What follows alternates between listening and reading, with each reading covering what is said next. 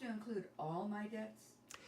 Yes, you do have to include all your debts in a bankruptcy. You can't just list some of them and leave others out. Now, a lot of times people owe money to somebody close to them, like maybe their mom or a friend or something like that. And in many of those instances, the debt is sort of like not really a debt. It's almost a quasi gift, and the person has no expectation of getting paid back. But on the other hand, you do need to list that debt in the bankruptcy. And I will require that you give me all the information about all the debts that you owe, because for one thing, the penalty for bankruptcy fraud is 5 years in prison or $500,000 or both. And since you don't have $500,000 probably, if you're looking at this website, you may have to share a cell with Bubba. And I don't think you want to do that.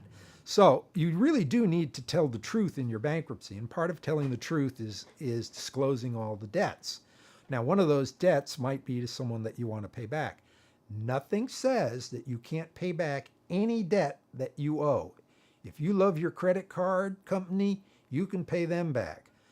If you don't pay back your mother, I'm going to think that you're a creep, and you should pay back your mother, and you can. And you don't have to do what's called reaffirming the debt in order to do it. But you also can. You can reaffirm any debt. You can reaffirm debts to your credit card companies. You can reaffirm the debt to your mom. You can reaffirm all those debts, or you can pay them back without reaffirming them. So the basic rule is you have to list them all. The corollary to that rule is you can pay them back whether you listed them or not.